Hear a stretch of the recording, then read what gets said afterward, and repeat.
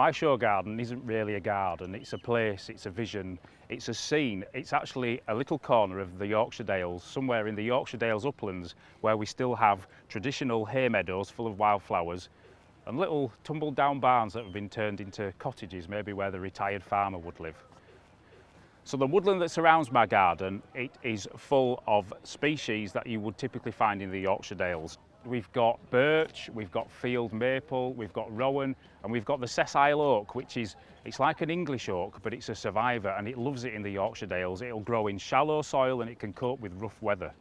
So by showing people a wildflower meadow and how beautiful it is, I'm hoping that will inspire them to do one of two things: either support the Yorkshire Dales Millennium Trust, who have a haytime appeal and they're all about seeing more wildflower meadows in the countryside, but I'd also like to see people starting to grow wildflower meadows at home, and it will be amazing for nature. It will be full of pollinators and they'll be pollinating the trees and shrubs and other plants all over the planet.